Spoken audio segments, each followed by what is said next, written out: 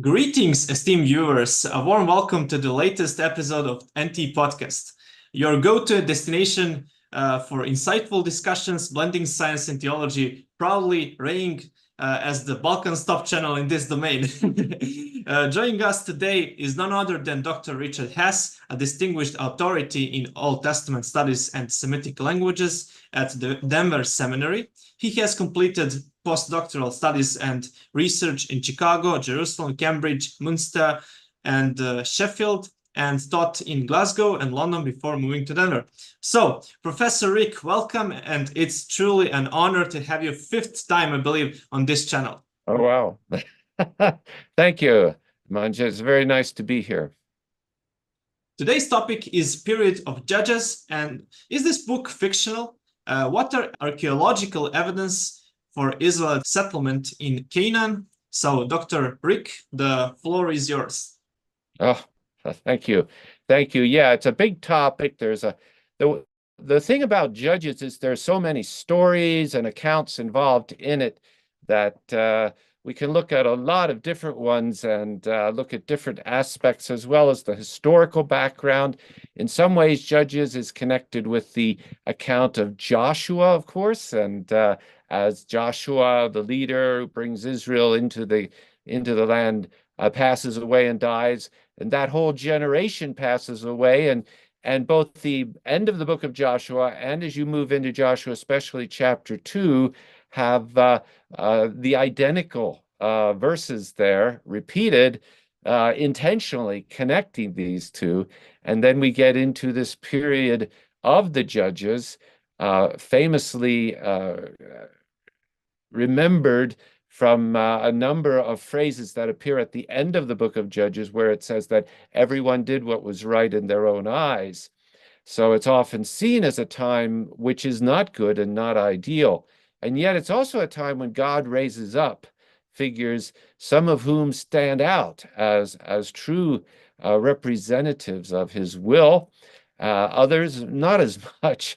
And as the stories go on, of course, there's a real sense in which Judges moves and spirals down into a very negative ending with the accounts there of the priestly figure, actually a Levite, who becomes a priest at Dan in the north for the tribe of Dan, even though he shouldn't be a priest. And the story of the terrible story of the Levite's concubine and the horrible events surrounding the way she was treated, and that which itself leads to even worse situation with civil war between the different tribes. So this is it's actually a fascinating set of stories to read. And I think one of the things that we're impressed about as we read is that again and again, there is evidence that this is in fact based on an authentic historical memory going back into the time before the kings of Israel appear, as they begin to in the books immediately following this of 1st and 2nd Samuel, and then of course of Kings, the books of Kings themselves. Great. Okay, can we hear something from archaeology? Do we have something for Israel that they were really in Canaan? And maybe we talked in previous episodes about Ai, city of Hazor and Jericho, so we don't need to cover that. But what about other cities? Can you tell us something?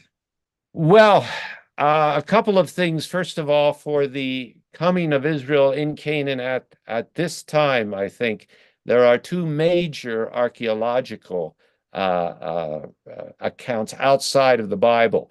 If I were simply approaching this and set aside the Bible and simply looked at the evidence at hand in what we have archaeologically and in inscriptions, there are good reasons for suspecting that sometime around 1200 BC, there suddenly appears a settled people in the central hill country of Israel, of what becomes Israel, of southern Canaan.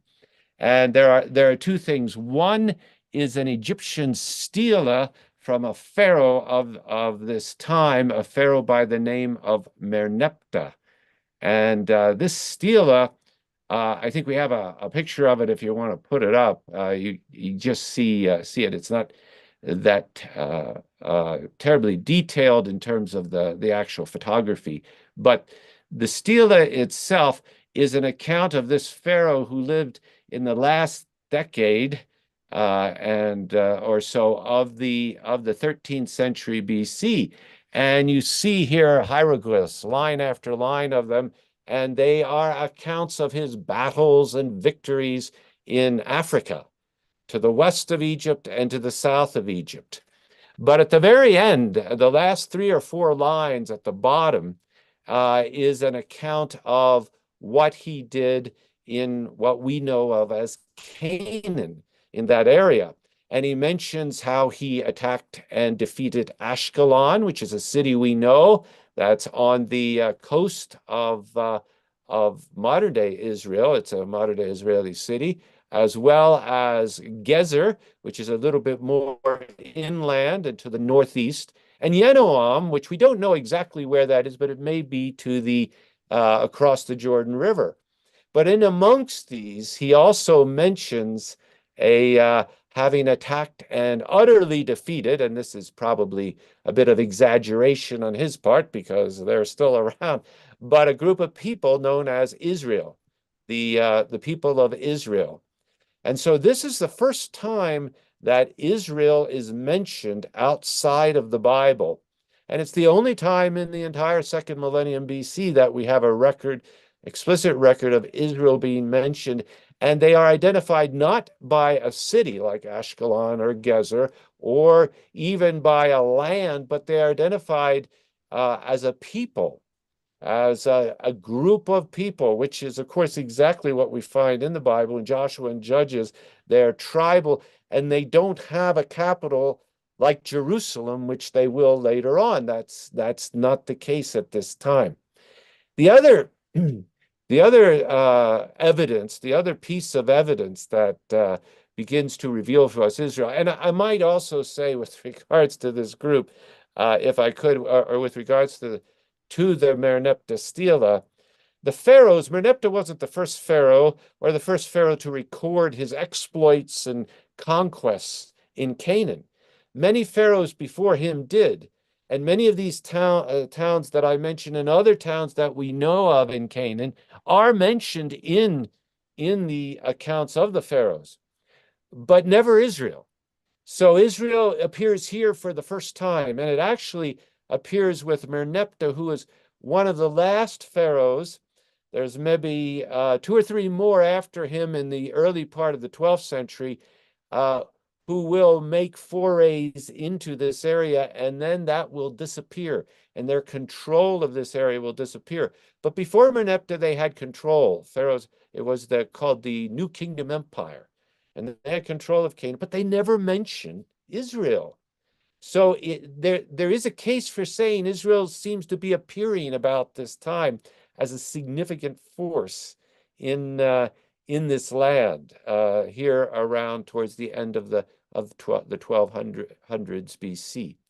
The other illustration that I would want to make is maybe if we put on the map, you can get a sense of that map and what we have there. If you look at the map, of course, you see Jerusalem near where the arrow, Nemanja's arrow and now hand is right there.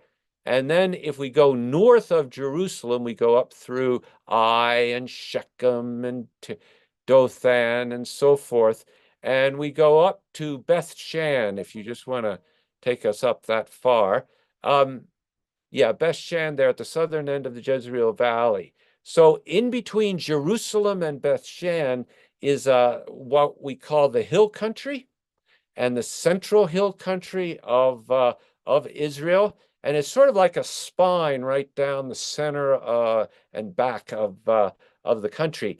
And that land before 1200 BC, archaeologists have discovered, maybe 24, something like that, towns and villages like Jerusalem, Shechem, Dothan. They were all around at that time and have been identified. And so we know of their existence, and a few other villages. But after 1200, right around 1200 BC and in the decades following, there is suddenly an explosion in the number of villages, not big towns, but small villages that appear all through this area. And it approaches upwards to 300 villages. So if there is ever a time for a people to settle in this land, it's 1200 BC and following. And what's interesting about that is if you read the stories of Judges and the story of Ruth, which takes place during the time of the Judges, what you find is from the south there around Bethlehem, where you have Ruth, up through the north, up to certainly Shechem and farther north in that hill country area, what you find is that all of the stories put the Israelites into this region. That's where you've got Israelites coming. A few, like Jephthah, come from east of the Jordan River and that area, but by and large, they come from this area. Now, some, like Samson, will, of course, visit Philistine cities and other places and be involved with them, but it correlates. The Israelites aren't coming from big cities at this time. That's not who they are. The Canaanites still possess some of these big cities or are situated in them, but the Israelites occupy the villages of the hill country and then begin to spread out into some of the lands that already, according to the book of Joshua, they were allotted. But just because they're allotted those lands doesn't mean they immediately settle in them. So what the evidence we have is the hill country is the first place where Israelites settle, and they settle in villages. And I think we have a photo or a picture of a reconstructed village, just a little bit of a kind of paper mache type village that was put together. If you want to put that up, thank you. This picture is very interesting because these villages have been identified. They've largely been identified in most cases by people walking over the land and picking up where they have found concentrations of potsherds.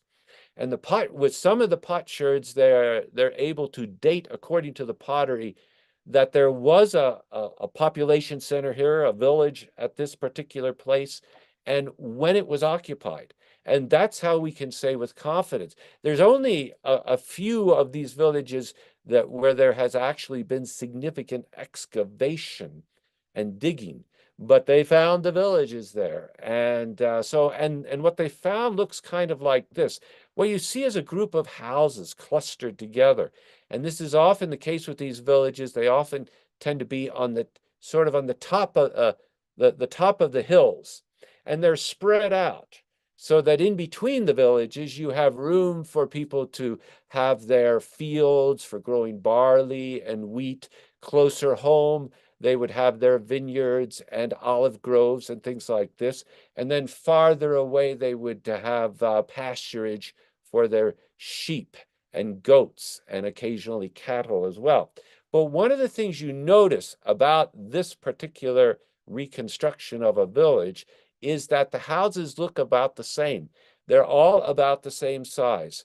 And this is important. You notice there's no big house like you might have if there were a king or a leader who was a king.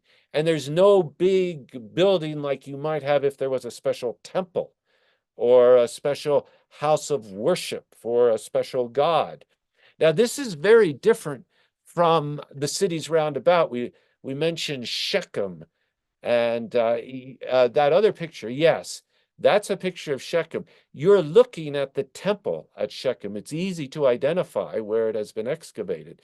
And in fact, this very temple is the temple of El-Berith, of the God of the covenant, that's mentioned in Judges 9, where Abimelech takes over Shechem and uses it as a kind of center for him to operate his military and political activities, and ultimately is killed in this area. But what you see there is a standing stone and the remnants of the foundation of that temple. And you see a major site. Well, Shechem was a Canaanite city.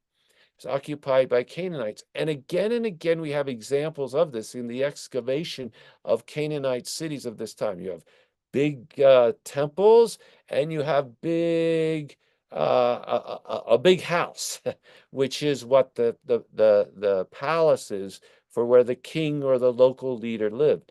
You don't have that as much in the excavations and archaeology of the Central Hill Country and these villages that spring up. These villages, you have consistently what is much more, if it's not an egalitarian way of living, is certainly is one where the families are on a similar economic and social plane. They're not that different from one another. And when you look at the book of Judges, that's what you see. You have no king, you have no big leader. And while you do have a central sanctuary, which is set at Shiloh later on, which is kind of in the center of where Israel settles, it's a tent. That's all it is. It's yeah, I think that's Shiloh. That's the remnant of it. You can look up on top, but there's no, at the very top, there's no special temple or anything like that, because it was a tent made of curtains, a tabernacle. And so there wasn't this investment in money and resources to create some big temple or anything like that. And the archaeology matches the picture that we have in the book of Judges. So it's remarkable in this way. Now there's kind of one exception, one important exception to that whole picture, and that exception is on Mount Ebal. Here's the map. So you see right in the middle is Shechem, right? You see Shechem there? Point, yeah. So Shechem lies in the Central Hill Country on the watershed, the kind of high point that is connected with Jerusalem and Bethel and Shechem and up towards Bethshan and the Jezreel Valley. But Shechem lies, the word actually means shoulder, like to shoulder on your body, and it lies on the shoulder between two of the highest mountains. To the south is Mount Gerizim, and to the north is Mount Ebal. Now, both of these mountains are already mentioned in Deuteronomy 26, 20, I think it's 27, where it said that when you come into the land, you're to gather on both sides of these mountains and pronounce the blessings and the cursings for those who obey the covenant and who do not obey the covenant. And Gerizim was the mountain of blessing, and Mount Ebal, directly to the north of Mount Shechem, is the Mount of cursing. So these were two very important mountains early on in Israel. In Joshua chapter 8, we read that Joshua, one of the first things he did was he went to Mount Ebal and he built an altar there and sacrificed, and he renewed the covenant with Israel, with all of Israel. So Mount Ebal is a very interesting place. It's, as I say, the highest mountain in that region. And it has been entirely examined and studied, and they have found no evidence of occupation from 2000 BC down to 539 BC and the Persian period. After that, they begin to see a little bit of occupation, but nothing in between. So early Israel does not seem to have settled on this mountain, but there's one exception to that. And now if you go to that slide, you'll see what looks like pretty much, there we are, a pile of rocks. And that's what it appears to be. It's a little bit set back from the ridge, and this is the third highest ridge on Mount Ebal. So it gives you a nice view. If you see a little bit of the slide, you can see a little bit in the background of the area of this central hill country area of Manasseh, the tribal allotment of Manasseh. But here in this on this site, they found what sort of a pile of rocks and a few other sites around it, marked off by a small wall, which isn't designed as defense, but is simply designed to mark this off as a special spot.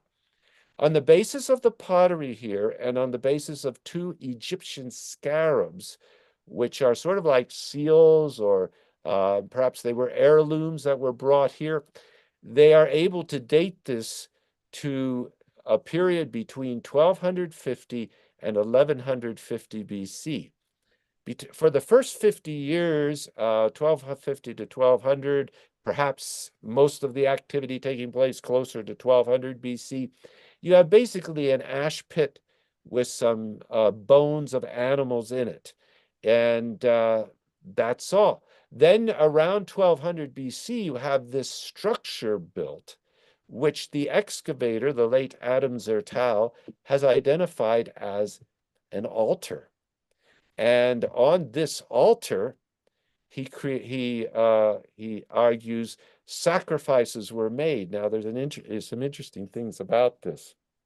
First of all, there's about 2,700, 2,900 animal bones that are found both in and around this altar. Some of these bones are just bones of occasional animals that might have wandered through, and like a porcupine that had a heart attack or something and died. But most of the bones, and over 90% of them, are sheep bones, goat bones, cattle bones, and some fallow deer, a smaller percentage of fallow deer. And if you look at the biblical accounts, you know that sheep and goats and cattle are the bones that are the animals that are used for sacrifice, for blood sacrifice. And in addition to that, they found among all these nearly 3,000 bones of animals, not a single bone of a pig. Now, pigs can be very happy in this region. They live very well. There's no problem with pigs being around. But, of course, in the Bible, Leviticus 11 and on, ban pigs and the eating of pork. So the fact that there are no pigs here is perhaps very significant. The fact that this is an altar created a lot of controversy because, of course, Adam Zertal, then in some of his early publications, did in fact relate this to the story of Joshua in chapter 8, and the earliest place where the Israelites are actually said to renew their covenant with God when they come into the land, in the book of Joshua, and then on. And people said, no, this can't be. How could this be? There was for them one really, really big problem. Remember, we saw that picture of the site at Shechem, the temple at Shechem. Well, if you excavate at that temple, and if you excavate at other temples round about, you will see lots of examples of figurines that are found there, of images. Sometimes these images are associated with gods we know from the Bible, like Baal or El or Asherah. You will see things like that standing stone, right, on that they found it, and then they just stuck it in some concrete and put it there in modern times so that it wouldn't fall over. But that standing stone is in fact an example of what Canaanites used also for worship, as a kind of uncarved image. You will find various paraphernalia related to the worship of gods and goddesses. The thing at Mount Ebal is that there is none of this. This is a very different group of people. So if you believe, like some archaeologists believe, and believed more at the time when this was excavated, which was in the 1980s, it was found and excavated in the late 1970s and into the 1980s.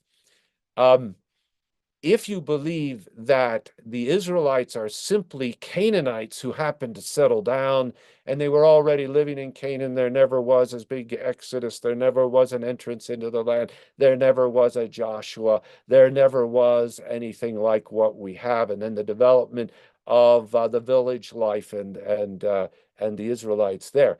If you believe that, then you believe that the Israelites were Canaanites, and that if they were creating any religious object like a cult center like this, they would have naturally imported exactly what they had already been doing in the Canaanite cities, and that is figurines and special images and other things that you would expect to find. Well, nobody has found any of them there. However, if you, of course, believe that Israel came in from outside and brought with them a faith that banned any images or presentations of God in that way, then this makes perfect sense. Not only that, but if you look at that altar, you'll see it's very different. The stones on it are not cut. They are simply field stones that are gathered together. And in Exodus 20, at the end of chapter 20, as they move into the book of the covenant there and the laws, the very first law that we read about tells us that when you build an altar, do not build it with cut stone. Build it with simply field stones. So here again, we have something that coincides with the earliest requirements and understanding of how Israel should live and worship. And finally, the excavator, Adam Zertal, identified no steps leading up to this altar, but identified a ramp going up there in the front. In the picture of the altar. In fact, if you put that on, you can probably see a little bit of what he identified as a ramp. And that ramp also coincides with what we read at the end of Exodus 20, where it says, "You shall not build steps going up to the altar." But the altar is raised, it's above, and so it's high for people to be able to see the sacrifices, and they can be set apart. And there are plenty of animal bones there, as I said. So people initially argued, no, this is not an altar. This is, in fact, some people thought it was a watchtower for the Israelites or whoever was there to look. But there are two problems with that. First of all, I've been up there. I was up there in 1985 with Adam Zertal, and he explained all of these different things and what had just been found. It's not a watchtower because it's set back from the ridge. It's about 10, at least 10, probably closer to 15 feet back from the ridge. Well, if you're that far back, if you're building a watchtower, you'll build it right on the ridge, so you get the maximum view. And then the second thing is, there's no evidence that anybody was living on this mountain. So what would you do if you saw somebody? I mean, what was the purpose of the watchtower? There's not a lot of clarity about that, and that explanation has largely fallen by the wayside. Another explanation that was given was that this was a farmhouse, that in fact some sort of a hermit or somebody like that who wanted to live by themselves built a farmhouse up here. And that itself is, of course, unusual because you don't have any occupation anywhere else on this mountain from this time. So this guy really wanted to be alone. But the thing about it is that you don't have any of the normal material you would expect. If this were a farmhouse, you would have lots more of, for example, evidence of donkeys and donkey bones, which would be used to work the farm, and for that purpose. You might have various types of knives and other cutting devices and other things for plowing and whatnot. And none of that is here. This is not characteristic of the farmhouses of the early 12th, 13th, late 13th centuries BC. It just doesn't work. And so it's largely now been accepted that this is some kind of a cult center. Could it be an example of an early Israelite cult center? Could even a figure like Joshua have been connected with it and Israel? It is interesting that the picture he showed you, of course, looks out over the ridge. But if you were to turn the camera and look the other way, what you see is a very nice area. Today, it's just a nice grassy area right in front of the altar, which could easily accommodate thousands of people if they wanted to come there and view what was going on. It was clearly built, the altar and the area around was built as a place where whatever was taking place, sacrifices and things like this, they could be seen by a multitude of people. So all of this fits together to suggest that what we have here is not a big temple, not an expensive, big sort of thing that you find in the Canaanite cities, but something that would have been used for religious purposes by early Israel when they met together and had sacrifices like this. And again, not temples in their villages either, but something simple like this. So these are some of the larger pieces of evidence that we have that suggest and support the picture in the book of Judges. Now, it's true, if you read the book of Judges, you don't get the idea that everybody was just living a perfect, only worshiping the Lord God of Israel, Yahweh kind of life. Clearly, they were involved and engaged in intermarrying with the Canaanites and involved in their religion. And it's interesting that there is a site about 10 kilometers or so east of Dothan, which is in the Central Hill Country. If you put that map on, we can look and see where Dothan is. A small site that was excavated by the archaeologist at Hebrew University, Ami Mazar.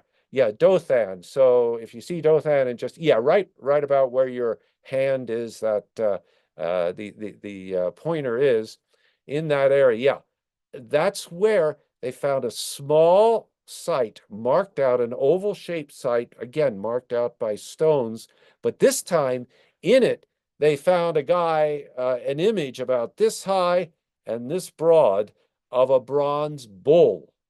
Now, clearly that's not a toy. They didn't make bronze bulls for toys. Bronze was a special metal that would have been used for purposes. It wasn't as valuable as gold or silver, but it was still valuable. And so this was an image created. The bull looks a lot like some of the bulls that we see farther north and up into Syria that were worshipped at this time as a chief god. If this were Canaanite worship, we don't know. If it were Canaanite, it could have been Ale. If this were Israelite, a false Israelite worship, a compromise, like later on in 1 Kings 12 and 13, you have with Jeroboam in the northern kingdom, who puts an image, remember, of a gold calf up at Dan and another image down south at Bethel of a gold calf. And he says, these are your gods who brought you out of Egypt. Well, this could be a form of people worshiping what is the name of the true God of Israel, Yahweh, but not worshiping as the true God of Israel, but worshiping him in a false way. We just don't know. But we do know that there were images like this. There was an image like this found at this small site. And it is an example, I believe, of what we would consider false worship at this time. So it's kind of interesting. We have this sort of architectural evidence from this period. Now, there's a lot of other bits and pieces of evidence that fit together. If you go to Hatzor, and I'm just looking here, I'm not sure that I have a picture of Hatzor, but maybe you can show it on the map. Yeah, Hatzor is way north. You see it up there. It's the little triangle north of the Sea of Galilee. Hatzor is the largest ancient site in all of what we know as modern-day Israel, ancient southern Canaan, that whole region. It's more than 170 acres. And in fact, the lower, there's an upper tell, a sort of acropolis, and then there's a lower tell where many people lived. The lower tell of Hatzor is probably, well, it's actually used because of the limited amount of land that exists in Israel. It's farmed. It's sown and people harvest from it, but there has been some excavation there. But the main excavation has been in the upper tell. And they found a palace there from the late Bronze, from the 13th century BC, a palace of perhaps Jabin, the king in Joshua. And then there's another Jabin in Judges chapter 4 and 5. But between that time, Hatzor was destroyed by the Israelites in Joshua chapter 11. And that's important because the destruction of Hatzor by the Israelites is very possibly, we have a archaeological layer at Hatzor of that destruction dating from the 13th century BC, perhaps the late 13th century BC, when Israel first comes into the land. And what you have there is a burn layer, which indicates that that site was burned to the ground. And that is interesting because if you go to the many other places in Canaan that Joshua is said to have conquered, you won't find burn layers. But if you read Joshua 11, it tells you that Hatzor was the only site that Joshua and the Israelites burned. Of all the sites that generation conquered, with the possible exception of Jericho and Ai, which they don't include here, but they were the first ones when they came in. But of all the cities that are mentioned, and they may mention a list in chapter 12 of Joshua, of all of them, only Hatzor was burned. And we have a burn layer there. Not only that, but oddly, very, very strangely, many, I said that at these sites, the temples and things, they would have figurines, sometimes images of their deities and gods. This is the only place where you find those figurines have their heads broken off. The figurines are in other ways disgraced or mutilated. They are crushed. Now, this is unusual because many peoples, when they conquered another city and they maybe burned it, nevertheless, they would take the images and they would revere them. In fact, later on, we know, for example, in the story of the Ark of the Covenant in 1 Samuel, when the Philistines capture the Ark, what do? They don't destroy the Ark. They take it to their temple of Dagon, and they put it in the temple because that shows that Dagon is the god superior to the God of Israel. Of course, in that case, it didn't work for him because the image of Dagon kept getting broken as they would find it in the morning and the pieces of Dagon. So they finally moved the ark out of that. But in this case, we actually do have this taking place of these images being broken. They aren't taken by the conquering, whoever conquered Hatzor. They aren't taken into the temples and places of those who conquered Hatzor and displayed as trophies. They're mutilated and in this fashion with pieces of them, the heads broken off and whatnot. And that suggests something very similar to a doctrine or theology or ideology such as you have in the Bible, with God commanding the Israelites when they come in not to worship the images and not to honor them in any way, but they're destroyed along with the city itself. And so I think this is very much what we have. And then as you go on in the story of Judges chapters 4 and 5, of course, you have there very interesting account of the attack of Yavin, Jabin, same name. I think it's probably a dynastic name that goes down. It's a little bit like, but different from the name of the king of Hatzor in the 14th century BC Amarna tablets and earlier, going even centuries earlier. There he's called Ibni. Here he's called Yavin. And it's somewhat different, but it's not that different. So you wonder if there's a heritage there in this leader. In any case, as we come down into the period of the judges, you have Yavin, a name that's well attested from earlier. But he's no longer, he's once called king of Hatzor because Hatzor is no longer a big city. After it's destroyed in the 13th century, it's a kind more of a village. And he's called king of Canaan several times. And he's called king of the land of Hatzor. And you wonder if this king of Hatzor was just a sort of formal title that he inherited. But Hatzor was no longer the 170-acre center that controlled all this region in the north. It was, in fact, a village that was left there. And the heritage, the memory of Hatzor as being a big, big center was preserved in being called king of Hatzor, but also now king of Canaan and other things that he was called. And interestingly enough, his general Sisera doesn't come from Hatzor.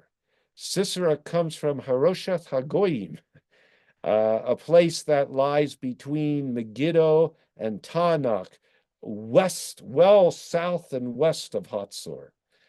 So there's a whole different picture and scenario taking place in the time of the judges, which matches what we know of from the archaeology of Hatzor in the 12th century and after that. I wanted to give you some pictures of this, and that, of course, then moves us forward. I don't know if I may, but I'd like to talk a little bit about the personal names, which we've done some work with. Yeah, you have some article about that, so go on. Yeah, I've done actually a couple of articles, a popular one in the Biblical Archaeology Review of a number of years ago. But yeah. So if you look at Judges 4 and 5, and many scholars, even those who might question a lot of the historical worth of Judges, believe that Judges 5, the poetry there, that great poem of the celebration of the victory of Israel over Jabin and Sisera, that is an ancient poem. It goes back very early.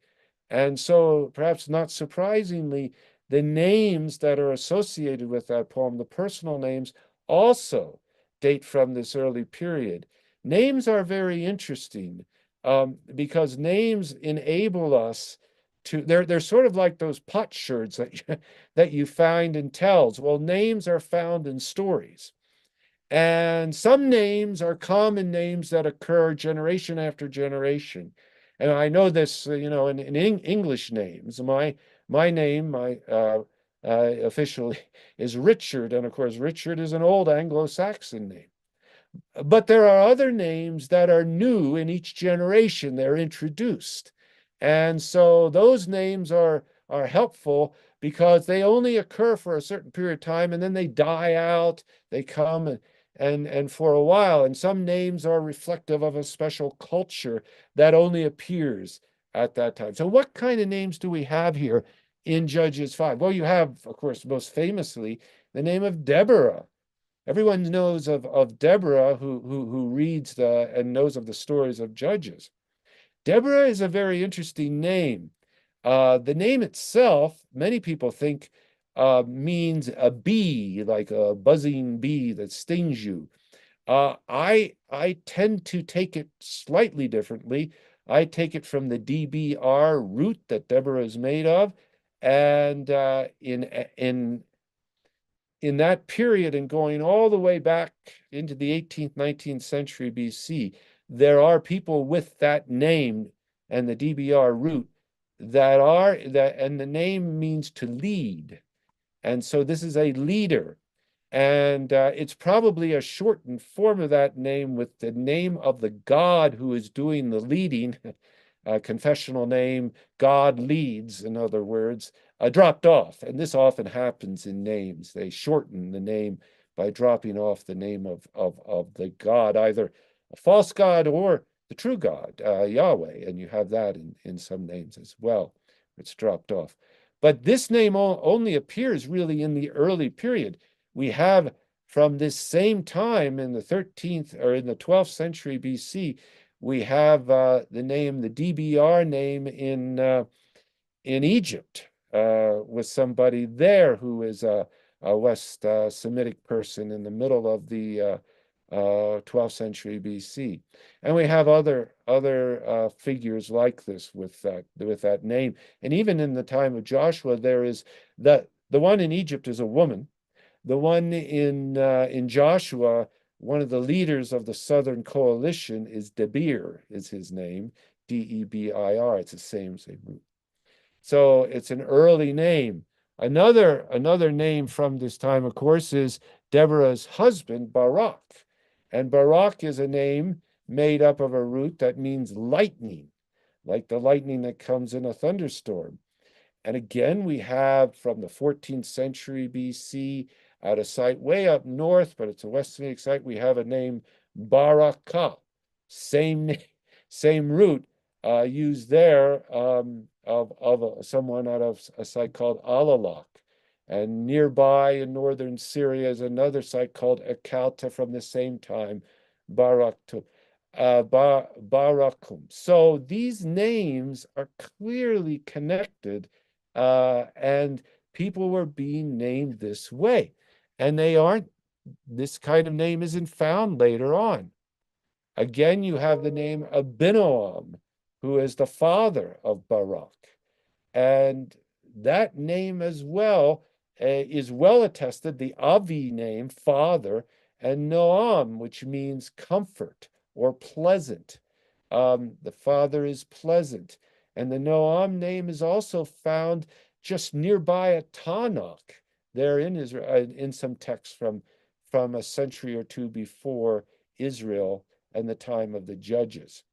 Of course, the name of Shamgar is certainly well known as one of the figures in Judges. He is mentioned not specifically in dealing with this battle, but he's mentioned in Judges 5, verse 6. It says, in the time of Shamgar, who was a judge who defeated the Philistines at that time. And he is an interesting fellow because Shamgar is not a Hebrew name. It's not an Israelite name. It's actually, we don't know exactly what it is. The closest guess I can come to is out of a culture that existed and flourished at that time and then disappeared 100 or 200 years later. It's a culture that's centered in what is today northern Syria. It's called the Hurrians, and they are represented in the Bible. You know, there are those different groups, the Ammonites, the Canaanites, the Perizzites, the Jebusites. There's a group called the Horites. Well, the Horites may well have been that name, Hurrian. And some of the others may have been Hurrian too, because we know there was a lot of cultural connection. They're coming down from the north. And so Shamgar, there's a Shemigi who's known in the Hurrian Empire, in the eastern part of the empire at this time. And that's the most likely connection with Shamgar. And then the R on the end is a Hurrian word. And it could mean something like lead or something like that. So Shemigi is the name of the sun god or the sun deity. So it's saying the sun god leads. So, I mean, is that the name of Shamgar? Well, possibly. It's the best, most likely we can find. Nothing like this is ever again found in Israel or anywhere nearby in the centuries that follow. So if this is a Hurrian name, it clearly comes from this early period. But what it tells us is that this Shamgar fellow may well have been a convert to the Israelite faith. He comes from outside. And we know that he's called Ben Anat, Shamgar Ben Anat.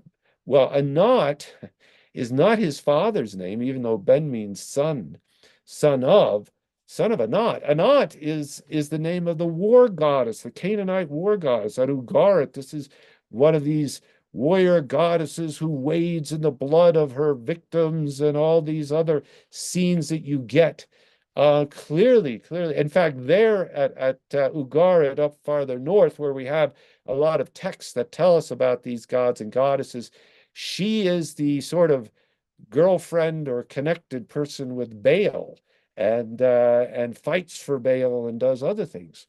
But what is this? Why has somebody be called that? Well, interestingly, we have a number of figures who have been found names on arrowheads, an arrowhead, a bronze arrowhead, that have come out of the area which is today Lebanon, to the north of Israel. And these arrowheads date right from the time of the judges. And on several of these arrowheads, well, on many of these arrowheads, there are the names written in the Hebrew Canaanite script of that time. And so you get the name of the person. It's probably the name of the owner, because after the battle, if they won, they would go through and they would pull back or claim back their arrowheads, because they're valuable and they want to hold on to them. And so, yes, there you have an example of one that has been found and identified, and you can see there's a name on it written in the old script from this time. But not this one, but a number of them have on them, a couple of them have on them Ben Anat, son of Anat. Now, obviously, again, this is not that this was their father, because this is a goddess, a female name to begin with, and it is the name of a goddess. So what's going on here? Well, then you go down to Egypt and you find a list from this time of Hebrew, not necessarily Hebrews, but West Semites from this culture and group. And again, here you have an example of somebody called Ben Anat, son of Anat.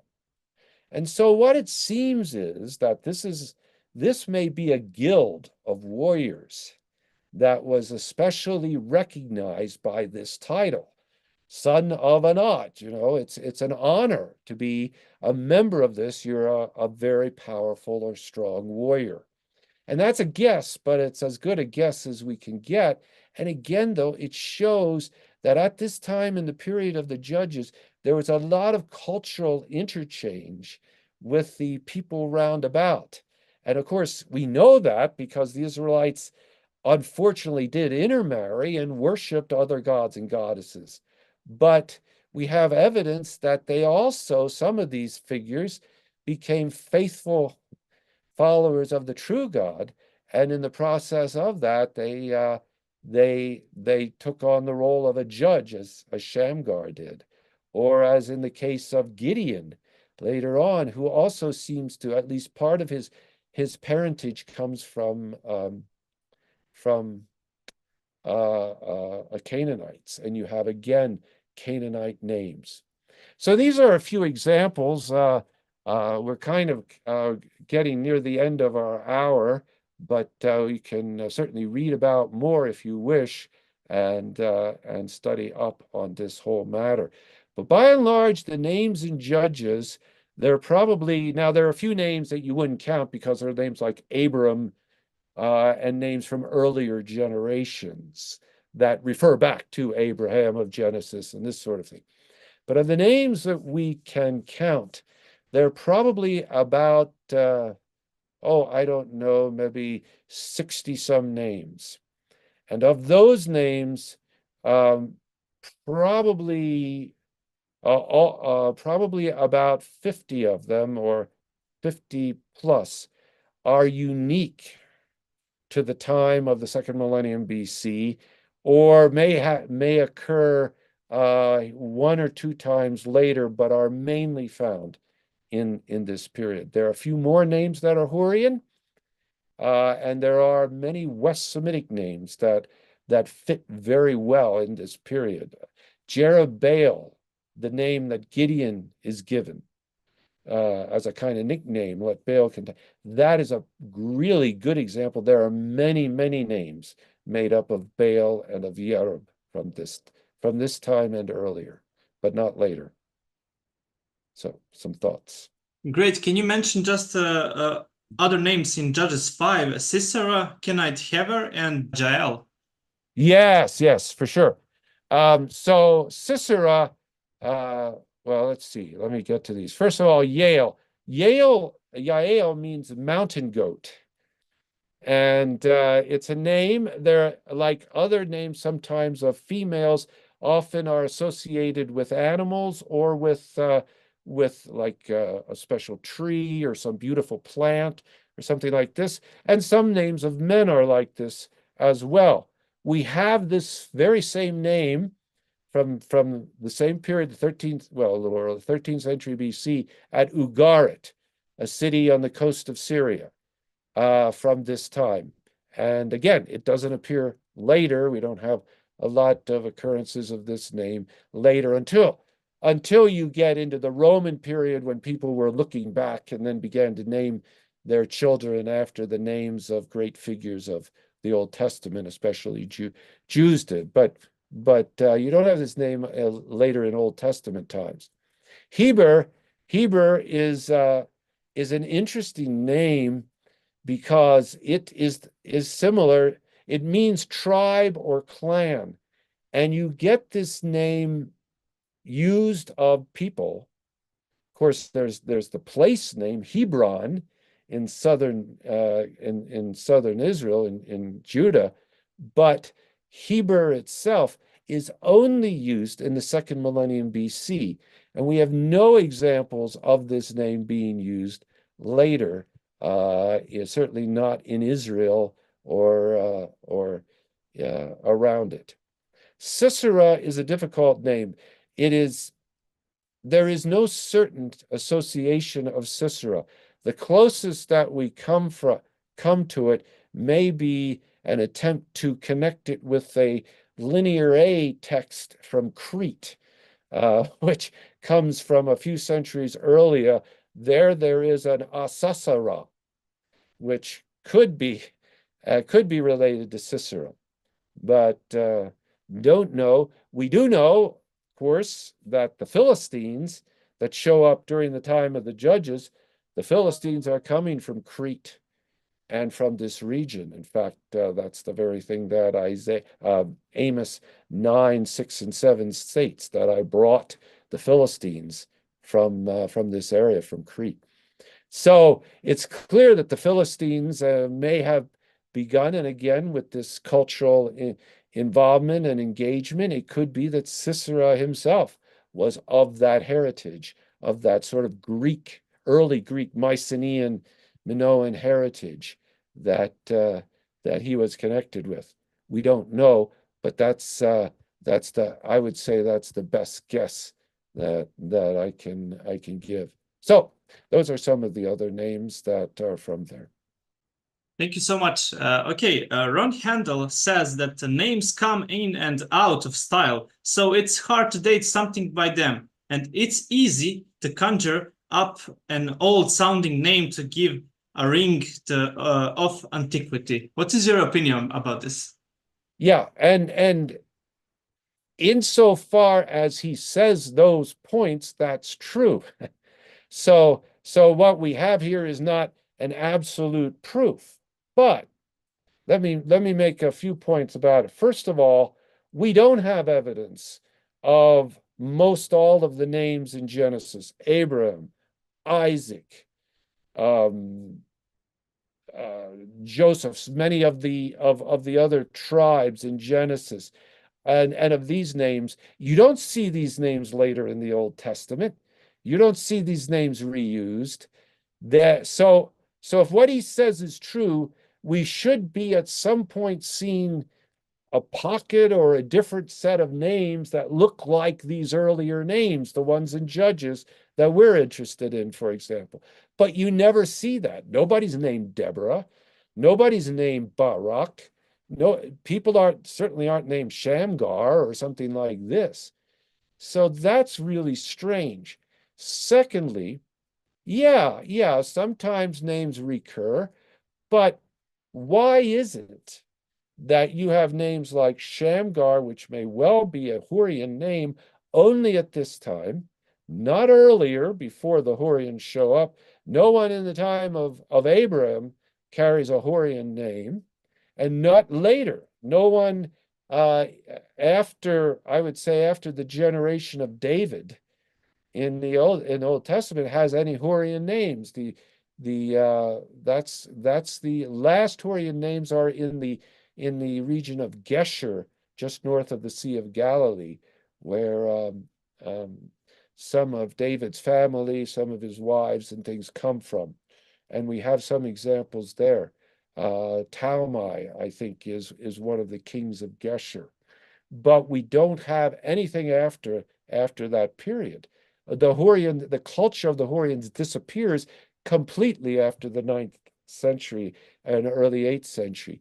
There isn't anything left of it. So how is it that somebody writing in the stories of Joshua or Judges knows to invent these names or find these names and put them back in the one time when we do have attestation outside the Bible? How is it that that happens? And again, if you just had one name like that, I could maybe go with that. Like in the Anglo-Saxon tradition of King Arthur is remembered. But you don't have just one name. You have a whole collection of names, and many of these names are incidental people. They aren't just the main figures like Deborah and Barak, but they're somebody like Shamgar, who's mentioned twice in the entire Bible, in Judges 3 and in Judges 5, as one of the minor judges. How does he wind up with a name that is so significantly connected? And I could give you example after example of this in the rest of the book of Judges. There are Hurrian names throughout that. Have you ever heard of Purah? Well, Purah is in there. It's a name of somebody, but it's a Hurrian name. Purame means Lord, or not Lord, servant. It means servant in Hurrian. That name doesn't appear later. How is it they know to stick it in at this time and fit it into these events? Hendel has a point that this isn't a 100%er, that this proves beyond all doubt. But it's certainly, if I were going to say when and where do these names fit best, they fit best in the very same time that Judges purports to describe and to come from. The same way with Genesis, the same way with Exodus, the same way with Joshua, with Judges, and with Samuel. And you go through all of these. And these aren't the names that are used later. There is an evolution and a change in names, and you don't have them used later, and he can't find them. Otherwise, he would be presenting them. So that's my answer to that. Hendel is trying to answer, of course, the great scholar Kenneth Kitchen and his study of names in Genesis, where he makes the same claim. These names don't appear later. And he's right. And they do appear earlier. And we have, from the second millennium BC, West Semitic names, we have 6,000-7,000 names. So we've got a huge inventory to examine and to connect.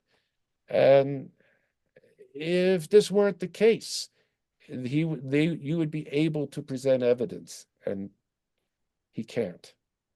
So that's my answer. Great answer, thank you. Okay, can I share just a screen? This is book of Michael Coogan, and he wrote Oxford History of the Biblical World. And you can see these 3 criteria of mass migration of some people. So according to your opinion, does this fit to Israelite? Because he says the implanted culture must be distinguishable from the indigenous cultures in the new zones of settlement. Let's say John Collins said that we have no evidence of Egyptian influence on Israel culture, architecture, pottery, etc. So what is your opinion? Yeah, well, first of all, what's the culture? The Israelites, according to the Bible, certainly come out of Egypt. But were they Egyptian? Not according to the Bible. And the site that is identified in Exodus 1:11 that they built called Ramses, the city of Ramses and Pithom, which is not as big of a site, but the city of Ramses, which is mentioned in the Egyptian texts. It's called Pi Ramses there, but it's the same site, Ramses, as a city that Pharaoh built, and it was built during the time of the Ramses who ruled between the 13th and 12th centuries BC. So that city has been identified as Tel Adaba. Tel Adaba is a site in the eastern delta region of Egypt. And its culture is not at all like Egypt, even though it's in Egypt. Its culture is different from the Egypt of that time. Different houses, different pottery, and different in terms of any kind of religious material. What is its culture most like? It's most like Canaanite culture. What is, or West Semitic more broadly? Who lived in Adaba? Ramses. Who built Ramses? The Israelites. Now, I think a variety of people lived there. Merchants and others would have come, and this was the major port of call. This was a huge city. There are people who have said this was larger than Babylon and others in terms of its length. It's been excavated for decades, but it's entirely West Semitic. So if the Israelites are coming from a site like this, and they're moving eventually into the land of Canaan, why would the Israelites who have a West Semitic culture coming out of having lived in a West Semitic culture now go into Canaan and suddenly make their culture into Egyptian? They wouldn't. There's no way they would do that. Why would they do that? The Egyptians were their enemies. They weren't their buddies and friends. So why would they suddenly convert into an Egyptian culture? And when they weren't even living in an Egyptian culture, as far as we can tell, in Egypt. This is entirely contradictory. Not only that, but we do have, after all, I mentioned those two scarabs that were found at the Mount Ebal site, that cult site that we talked about earlier. Those are Egyptian, after all, but we have scarabs found here and there throughout this region. It is the New Kingdom Empire, after all, at this time still. And so you have remnants of Egyptian culture, Egyptian army and agents and other people moving through this region. But no, in fact, that's the last thing I would expect. These aren't Egyptians moving into Israel, into Canaan. These are Israelites, West Semitic peoples moving into Canaan. And they are consistent in the culture that they carry with them. In fact, it looks very much similar to Tel Adaba. The four-room house architecture is there. Similar pottery is there as the Canaanite pottery. So, no surprise. Perfect. Okay, Dr. Rick, here we are back, and let's continue with next questions about objections to the Book of Judges. Yes, can you comment about chronology? Because Dr. Hofmeier says that if you add all numbers, it is about, let's say, 650 years. But we believe that Israel came in Canaan at about 1225 BC. So question would be about that, how 650 years can fit in period of about 200 years until Samuel, Saul, and David. Yes, no, that's a good question. And of course, I think Kenneth Kitchen is always a very careful scholar in on the reliability of the Old Testament, does what is perhaps the closest, I think, in terms of connecting the different judges and nevertheless coming up with a David around 1000 BC and an Exodus and entrance into the land 1255, 1225 BC in that area. And so I would just generally say that I don't think the judges themselves should be understood as following necessarily a chronological sequence where one starts up only after the other has died, but that they in fact are perhaps overlapping. The interesting thing is that none of the judges or has control or has battles with concerns with the entire nation of Israel, with the exception of Deborah and Barak and their battle in Judges 4 and 5. But even there, they list a number of places in that in Israel who did not participate in the battle. So among the named judges, there isn't any case where you have the entire country being part of their judging. And I think this is important because it helps us to understand how there could be overlap between different judges. Yes, but what about 40 years? We see that often in Book of Judges, maybe 80 years period. And is that symbolically? It could be. It could be that 40 years is a means of describing a particular length of time, which may not necessarily be absolutely 40 years. We know that 40 years is often seen as a generation. And so as you have the passing of one generation, you have that 40-year period, a way of describing that.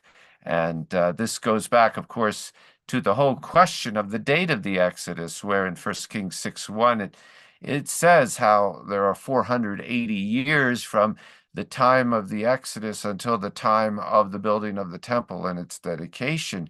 And if you take that latter date as 967, then that puts the actual time of the Exodus 480 years earlier would be 1447 BC, but it doesn't seem as though it has to be understood that way, that in fact it's a way of speaking of a perfection, of a wholeness of 12 groups of 40 years. And because you could go through and talk about all the different 40s that are found in the Bible, from the 40 days of the flooding in Genesis, and the 40 days and 40 nights that Moses is there on the Mount Sinai, and the 40 years wandering in the wilderness. There are just so many examples, and into the New Testament with Jesus and his temptation and his ministry and his work. There are just so many of these that I think it suggests that they reflect a meaning of the fullness of the time that is set aside for this particular activity. Okay, great. Now let's get back to our criteria from Michael Coogan. He suggested 3 criteria for conquest hypothesis. So we believe in that. But do you think that these criteria meet requirement? So we commented first, and second is the homeland of the migrating or invading groups should be located, its material culture depicted, and temporal precedence established in its place of origin. In the case of invading Israel, this should be in Transjordan or in Egypt. Do you agree with that? Yes, I think very much so. I think Egypt is the ultimate point of origin. We've already discussed about the cultural issue, and I think we mentioned last time why the Israelites do not bring more evidence of Egyptian culture. They bring some with scarabs and a few bits and pieces, but clearly in Egypt there was a West Semitic non-Egyptian culture similar to Israel in the northeastern delta, as found at the site of Tel Adaba. And this very large site could easily have been the source not only of the city of Ramses mentioned in Exodus 1:11, but also where the Israelites themselves centered in their living before they left. So I'm not at all surprised that we don't find more examples of Egyptian culture, but I do think we do find that the culture from which the nation from which they came, Egypt, is there. It was there already 1,000 years and more before Israel leaves Egypt, and it continues to remain. So there is no question but that it has an important role, and has an impact upon, of course, the story of Israel leaving, but also then after it settles in the land. Um, I could come back to that, but I also wanted to speak a moment about Transjordan, the Transjordan area, which has been more and more studied, especially the Negev, the area within the modern state of Israel from the region of Beersheba and Arad, the Beersheba Valley in the north, down to Eilat and the Gulf of Aqaba in the south.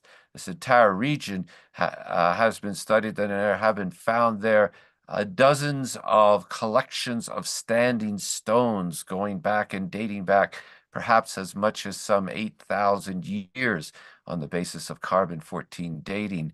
And these stones reveal and continue to be venerated right down into, at least perhaps by the Bedouin in the early 20th century. So you have evidence of these stones being regarded as somehow holy, and perhaps even as images, simple images, although they are not carved in any way. They're set up there, but it does give us a remembrance of the setting up of special stones of significance when the Israelites crossed the Jordan at the beginning of the book of Joshua, and then later on when Joshua sets up a stone as a covenant remembrance in the final chapter, and makes this stone to be a witness before the people.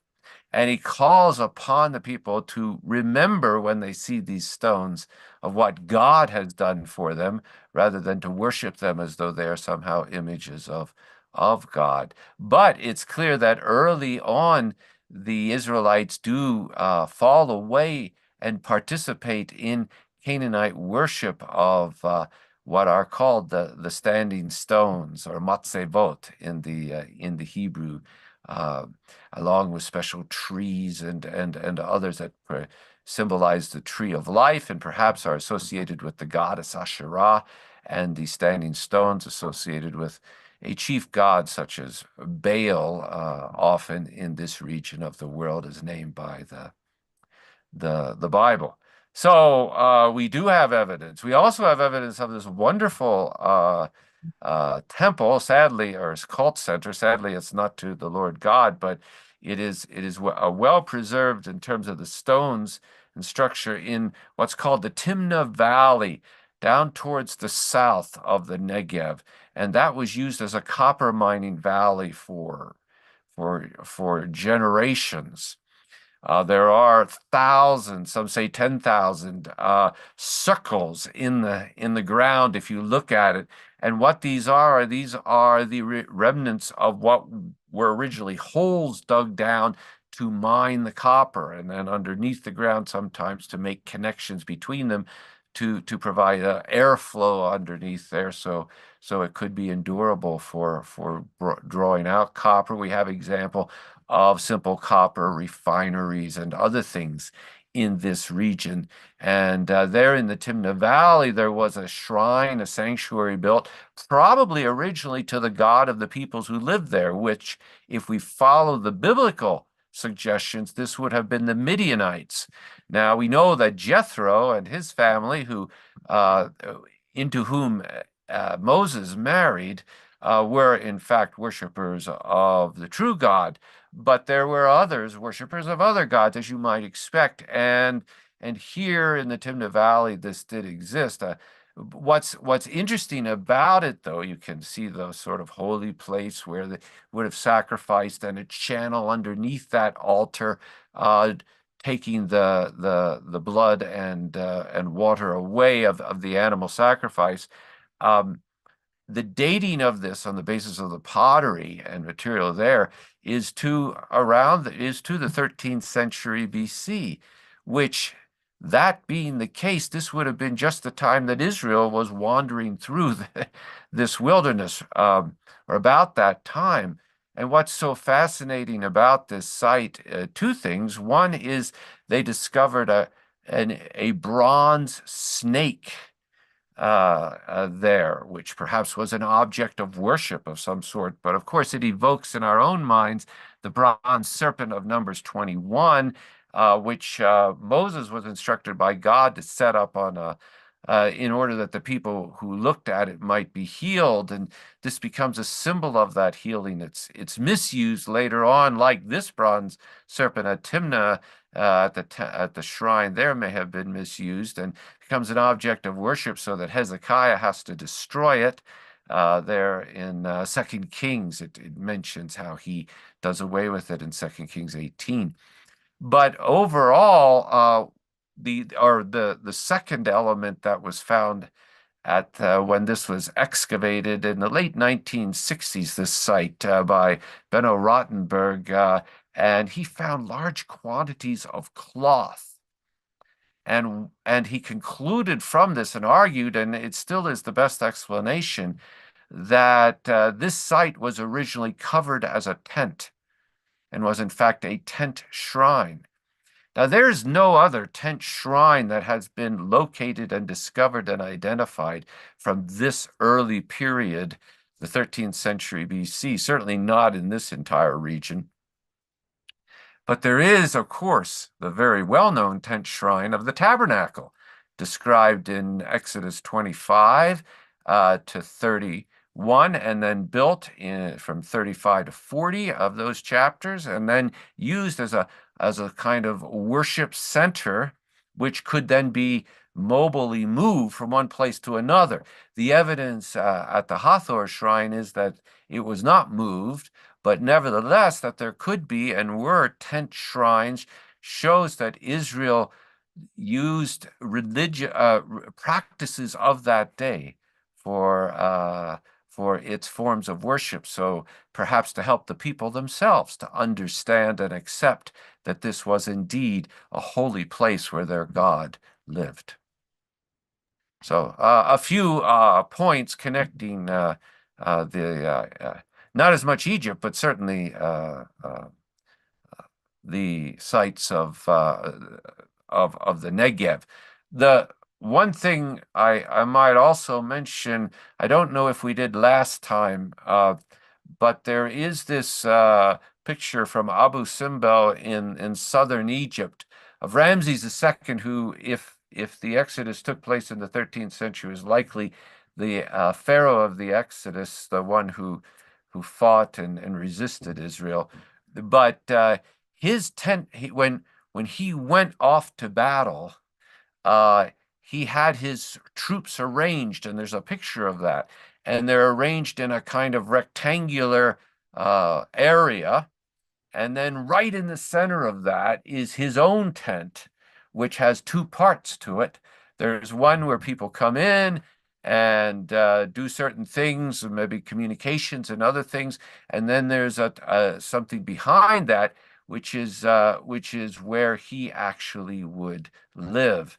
And this is so reminiscent of what we have in the tabernacle as well. If we can understand it as a kind of war tent or war, putting the Israelites on a war footing as they move through the wilderness, because you have what is basically the way the Numbers and elsewhere the tribes are to be arranged is in a rectangular fashion around the whole of the center where there is the tabernacle. And the tabernacle too, as a tent, has two parts to it, the holy place and the most holy place, or Holy of Holies. And the holy place is where the priests come and regularly do their duties. The most holy place is a special dwelling place where God appears or has his presence in a very special way. So again, some parallels there with the Egyptian culture, which would enable, in this case, Israel to understand that what it was doing was actually going on and going into battle. Not necessarily always military battle, but certainly a battle in which they were striving whether they would be faithful to God or not. And sadly, in many cases, they weren't. But this was designed to show that that's what this wilderness wandering was about, at least a part of it. Wow, I didn't know many of these, and this is reasonable. But maybe some people struggle with that, finding many parallel stories between uh, pagan culture and Hebrew. So God says, "This is my sanctuary. This is something like what's in heaven." But we see in archaeology that this is parallel between pagan culture. How you answer on that? Yeah, no, absolutely. This is very important, and I think we need to understand it. I have long argued that God himself chose, and then Israel as well followed in taking the culture of the time and of the period and transforming it, developing it for their own his own purposes, so that in all of these cases there are similarities that just like you would have similarities in the language that Moses and the Israelites spoke and what God reveals to them. Well, that language wasn't so different. I mean, it was not, it was similar to the language of other West Semitic peoples in many ways, but that doesn't make it pagan or something like that. It means that they borrowed what they had and used it. Now, as you get into religious practices and things like that, there's always a distinctive because, of course, you don't have images, you don't have forms that are worshipped. You have a God who has no image and who is worshipped as only and sole God, so that there are no other deities and no other gods to be worshipped. If we go travel a bit north and east over to what is today modern day Syria and visit the Euphrates River, midway on the Euphrates River, there is a site called Amar, E-M-A-R, Amar, and this site was excavated in the 1980s, and they found there many important religious texts. It dates exactly from the time that Israel is wandering in the wilderness, receiving the law, settling in the land, exactly from this time. But what they found was descriptions of what's called a Zukru festival. ZKR is the same root in Hebrew for memory or remembrance. And this festival had many similarities with the Passover, being on the 15th day of the month, at twilight being a special time, there being special bread, there being special drink, there being an emphasis both on the center of it but also among the people. So it wasn't dominated by the priests at all. All like the Passover. And if you look at this, you think, well, surely that's where the Israelites had or borrowed, but they didn't borrow the festival. The festival, the whole special time is a time of barley harvest as well for Israel. But more than that, more than any of that, it was a time to remember the historic act of God's redemption when he brought the people out of Egypt. Now, there's nothing like that at Amar in these texts. There's nothing like that anywhere else. So did they perhaps have a festival of that time, a festival connected with the grain harvest? Barley was a very important crop across the ancient Near East. People lived on barley. That was one of their main grains and main life support. And so as a staple diet, of course, it's not surprising that they should, and that some of these elements should be there. But what the story of the Exodus and then Passover celebration does is it transforms that by bringing it into an understanding of the unique redemption of the God of Israel. And I can go through example after example of this. But what I wanted to show you was that this sort of thing does take place.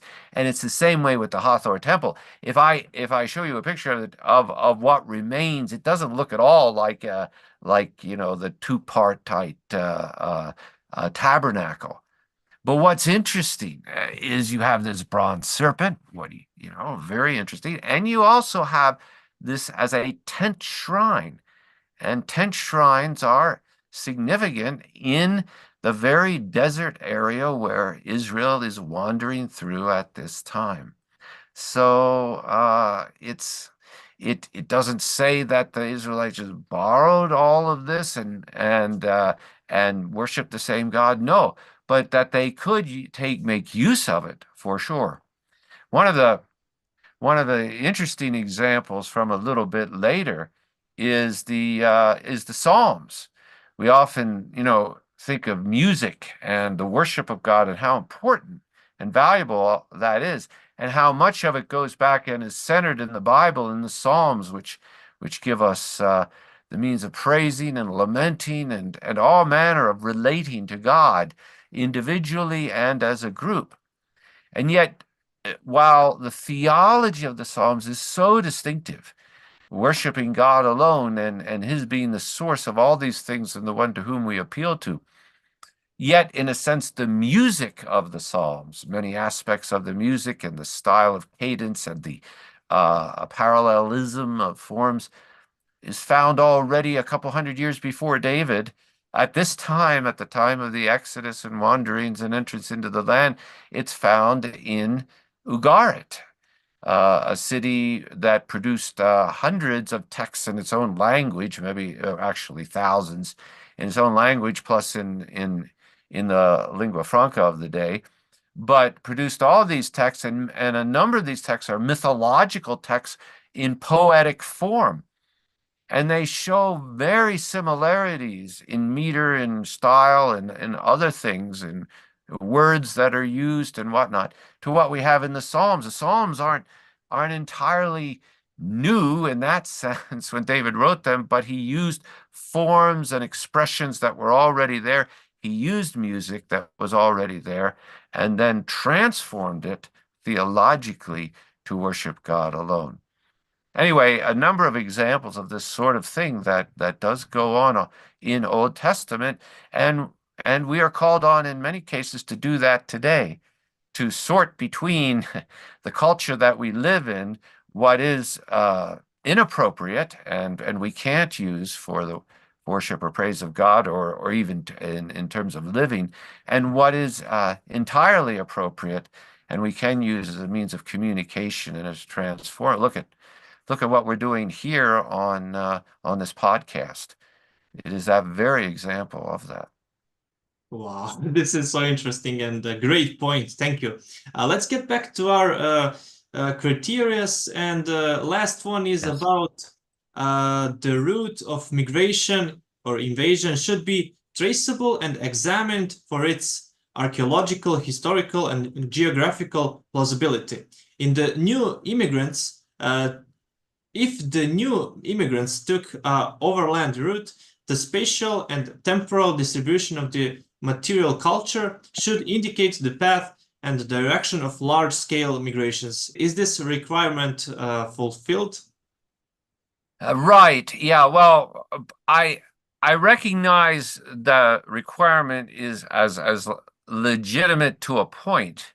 However, if what one expects to see in the route, say, of the Exodus is pottery and texts and other things discarded along the way, I don't agree with that. I don't think that we're going to have that because we're talking about an Exodus that took place 3,300 years ago. That's a long time ago.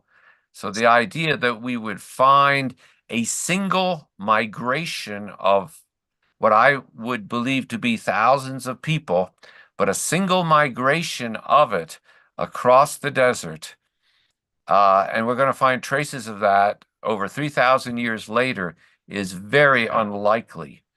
There is there is nothing there that would remain for us to discover. And the route is mentioned, and they mention it in the book of Exodus, that Israel should not take, and was told to not take the what's called sometimes the way of the Philistines, or other terms that are which would have been the northern route. They had left Egypt and kind of followed along just a few miles or even closer south of the Mediterranean Sea. That would have been the closest way to go. But as we know from Egyptian sources, there were Egyptian forts all along this route. It was the route that the Egyptian army took when it periodically went into Canaan in order to conquer it as part of the New Kingdom Empire and this sort of thing. So Israel, having just escaped Egypt, God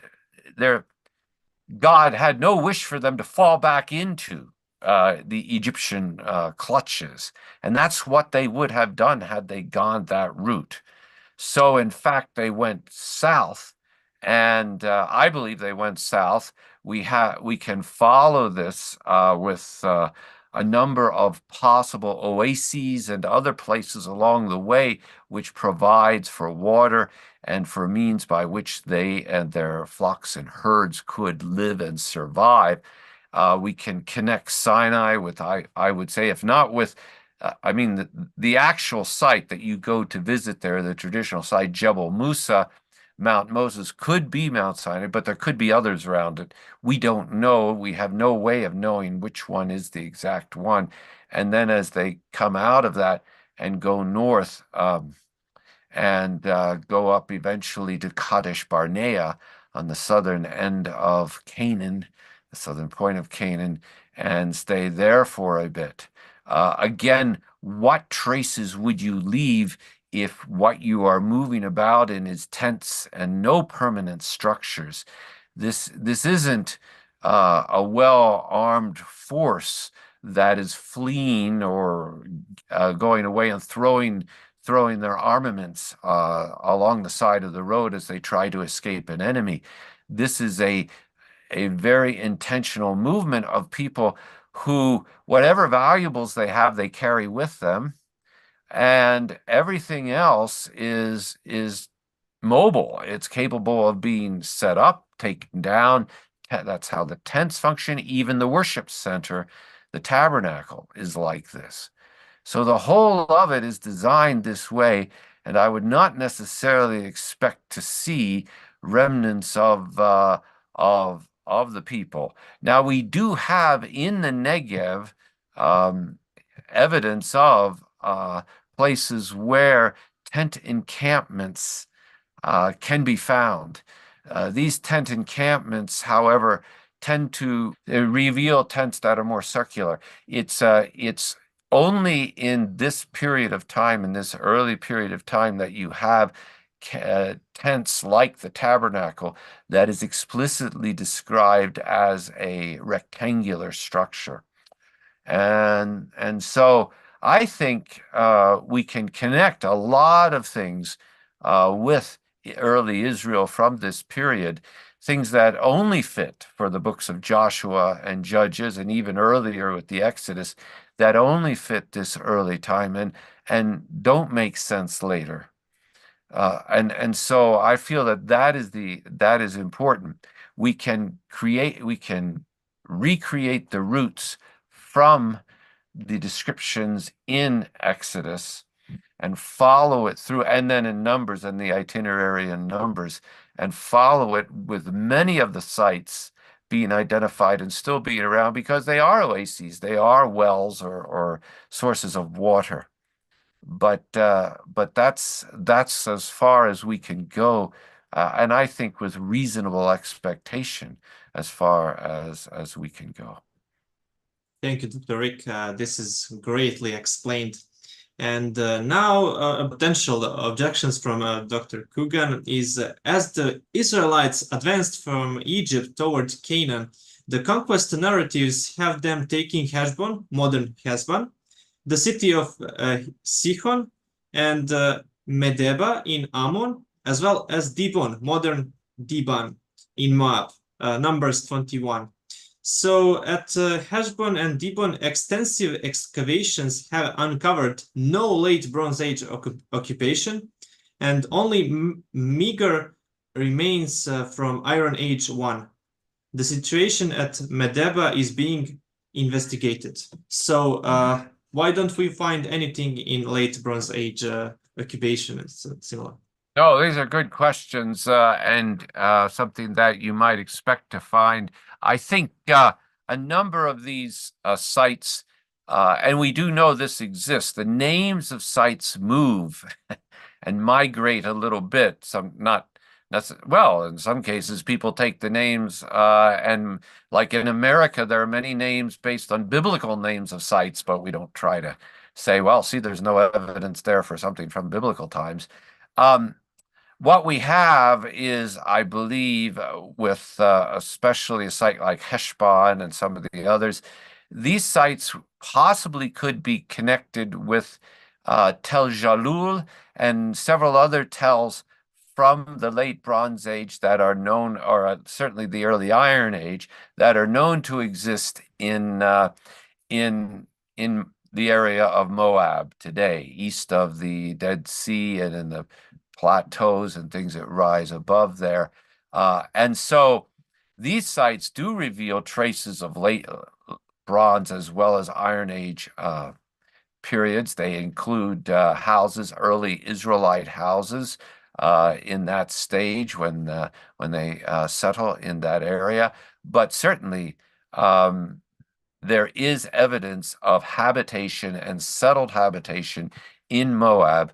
The only question is, do the names that we identify with the modern period, or even the classical or earlier period of the Iron Age, are those names identical with the late Bronze and beginning with the same site, with the same place?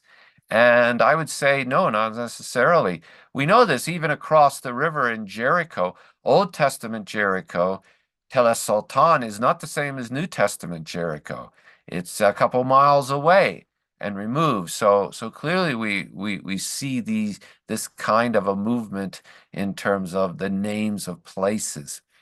The other thing I would want to point out about a site such as Dibon and others is that this site is mentioned and named in the Ramesside itineraries and accounts of people who are from very likely this area. So Dibon was known to the scribes of Ramses II, and they wrote it down in the 13th century BC. The fact that we haven't necessarily found the right site or evidence for occupation at that time at that site does not mean that the site did not exist. The scribes in Egypt did not make this stuff up. They would have used the names of these sites that they knew of. And so there's a number of examples of this, and it really causes you to be careful about drawing conclusions from the absence of evidence archaeologically as far as these places are concerned. Awesome. And is it possible that if we have an inscription from Ramesside period, that it is just a memory of a city that was earlier famous or known? So maybe it doesn't exist at that period when it is written, but it is memory from early period. Yeah, that could be if it was in fact intended as an account from an early period. But these are itineraries. What happens is pharaohs would go on expeditions into Canaan, elsewhere as well in Africa, but we're interested in the ones into Canaan, and they would list the cities that they conquered, and they would and they put them up on their temples and things like this at Karnak, at Thebes. There are you see these names of these towns. They're portrayed with the body of a prisoner with his hands tied behind his back, and the actual name is on a cartouche right over the top of the figure of the actual site. And so there's lots of these, and they're intended to say that this Pharaoh conquered these towns and these places. If he didn't do it, he would have looked very foolish putting it up, because making a claim, because it was put up during his rulership, is making a claim that didn't or doesn't exist.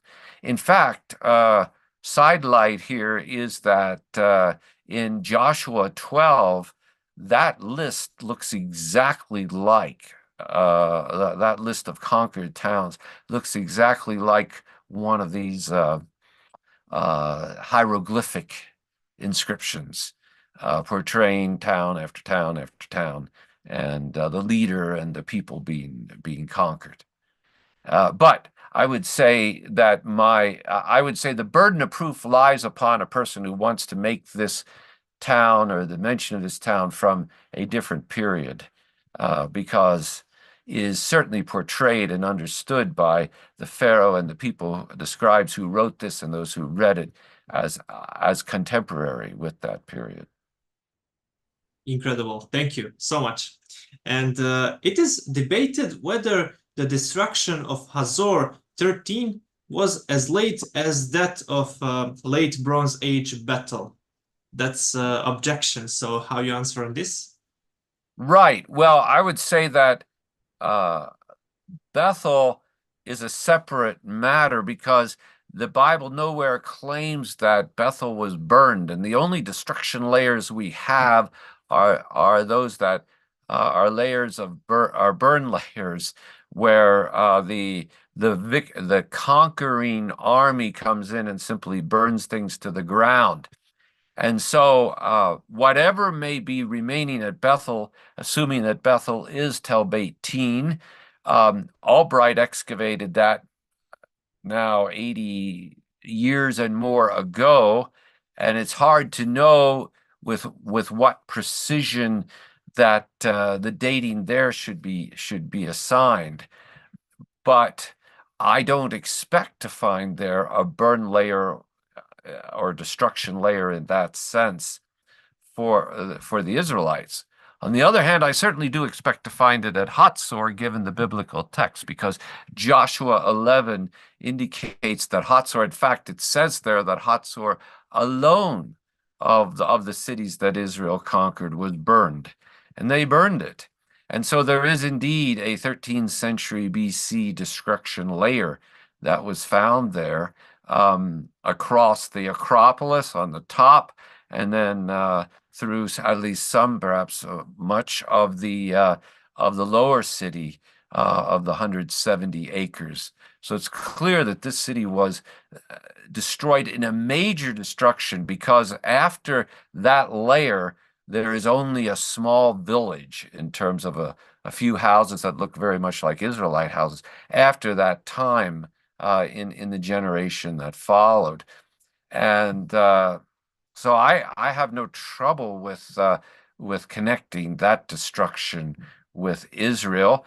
I know the actual specifics of the dating, just when it took place. 13th century, I think, is pretty clear that it took place then. But beyond that, I don't. I think it becomes more and more difficult to date it to within a year or two, and in that respect. But what's interesting there too is that the temples, the statues or images that were discovered, and these are images that are often associated with the images of the gods and goddesses. It's not always, sometimes they're worshipers, but those images, and very possibly of gods and goddesses, were not like sometimes has taken place, and I think we talked about this, taken to the temple of the chief god and placed there, like they did with Marduk in Babylon when they conquered the different lands around Israel, and they took their idols and put them in the temple of Marduk to show he was superior. But rather they're just left in their place, and they're mutilated. The statues are mutilated. The heads are broken off, and other things like this, as though to very much disrespect them. And this would be consistent with Israel's theology, but not so much with the theology of most of the other nations and conquerors round about. Yes, this is a good example that we should be cautious when we investigate those stuff. Okay, just two questions and we finish. The conquest of Laish or Dan, recounted in Judges 18, may be reflected in the destruction of Tel Dan Stratum 7a, circa 1175 or to 1150 BCE. Too late to be synchronized with the demise of late Bronze Age battle and Hazor. Yeah, yeah. Well, of course, the conquest of Dan, as we have it in the Bible, is not part of the biblical, directly connected with the biblical conquest, especially where it changes its name from Dan to Laish. I believe that stratum 7 is a reflection of Judges chapters 17 and 18, which talks about the migration of the tribe of Dan from their original location closer to the Mediterranean coast and much farther south, just north of Judah and where its allotment was. But they were migrating, and what we see in that description, if you know the stories in Judges, as you get to the end, chapter 17 with this story, and then with the rape of the Levite's concubine in chapters 19, 20, 21.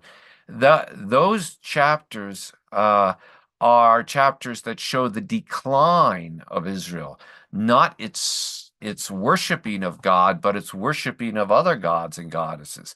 And this is one example of it, because they force a Levite to become their priest. Well, they entice him with a big salary, basically, and they take him from where he was serving working in a person's own home and house in the hill country in Ephraim, and they take him with them. The whole tribe does, as they move north to Dan.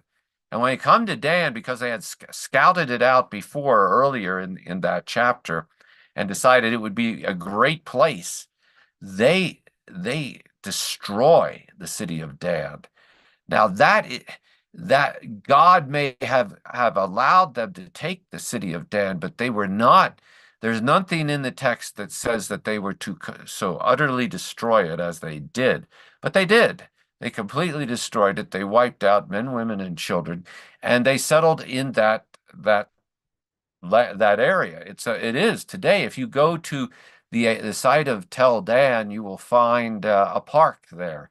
It sits at the base of Mount Hermon, and where many of the streams and rivers come out of Mount Hermon and that whole anti-Lebanon range and flow down into what will become the Jordan River, and then the Sea of Galilee, and then the farther south, the Jordan River. So it's a wonderful park area, and been there when lots of Israelis have been around, picnic area, as well as then the actual site of Tel Dan, which of course continues into the monarchy period in the books of 1st and 2nd Kings, where it becomes one of the major shrine centers for a false worship by the northern kingdom when it splits off from the south. But this is not part of, I don't believe this level 7 is describing part of the conquest of Joshua. I believe this is from a later period connected with the Judges' time. Great. Okay, and last question.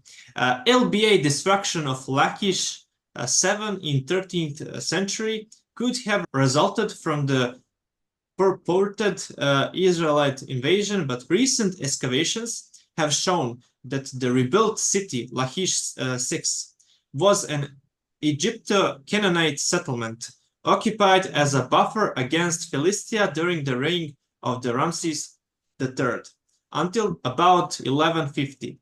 None of the Transjordanian settlements mentioned in the conquest of Sihon's Amorite kingdom by the Israelites in Numbers 21 has LBA occupation. The three cities of Philistia, Gaza, Ashkelon, and Ekron, listed as captured by Judah in Judges 1:18, according to the Masoretic text, are said not to have been according to the Greek version. What is your answer on this? And can you make a conclusion after that about Judges and send message to people? So that's it. Yeah, well, the Transjordan I won't address now because I did about 10 or 20 minutes ago, and I talked about that, so I won't come back to that. Lachish is one of the 7 cities mentioned in Joshua 10:28-42 that the Israelites, after there's a whole collection of armies that get together, Canaanite armies in the south, to first of all come up and destroy Gibeon, and then they would have destroyed Israel. Well, the Gibeonites, who have just made a treaty with Israel, they call upon Israel to come and help them. The Israelites do, and you have this miraculous destruction of the Canaanite armies, God sending down hailstones, possibly, however, that in chapter 10 is to be understood as the longest day, where the sun doesn't stand still in the sky, or whatever that is. But in any case, the armies destroyed of the Canaanite armies of the south are pretty much wiped out. And then it says that the Israelite army, in a kind of arc going down south all the way over to Hebron in the east, but then Makkedah, just a number of different sites, and includes Gezer and includes Lachish as being some of these 7 sites. And as they came to each site, they destroyed everyone in it, and they dismantled I don't believe there was hardly anyone left in it, because the soldiers had gone, and you wouldn't just stay around in it. If you knew the army and an enemy army was coming, you would have fled and hid, just like the Israelites did during the period of the Judges when they were oppressed. So in any case, but they didn't burn it. So I don't know that the 13th century destruction is that destruction. It might be. But what we are told is the Israelites kind of eliminated the possibility of that city to be used as a fortress again. I mean, in the immediate coming years, they could rebuild it, and they did for many of these sites, but it couldn't be used again. They took down the palace, they took down the tops of the walls, they took down they also destroyed the temple that would be there as a symbol of different Canaanite gods. And they did this at each of these towns. They didn't necessarily burn them, but they did it. All except, interestingly, Gezer. Gezer, they didn't do. It says they came to it, they fought, they defeated, but it doesn't say they actually dismantled the fortifications. Now, there's nothing in those texts that says Israel then occupied them. I don't believe they did. In fact, we're never told they did. In fact, what we are explicitly told in Joshua is they went back to Gilgal, to wherever they happened to be camped, and the land had rest. And that's how in Joshua it ends, with the southern coalition. Then you have also the northern coalition that they defeat. So in both of these cases, the land has rest. And so I don't think that the Israelites were staying around in those areas. And I would say the same thing for what are the later Philistine cities. I don't think the Israelites were there. I mean, I think they went through, and then they first settle in the Central Hill Country, that area between Beersheba and the Jezreel Valley in the north, and down to Jerusalem and Bethlehem in the south. And that's where the Israelites first settle. Now, they allot the land in Joshua, but they don't occupy it necessarily. As they allot the land, then eventually in the generations that follow, they begin to occupy more and more of the land.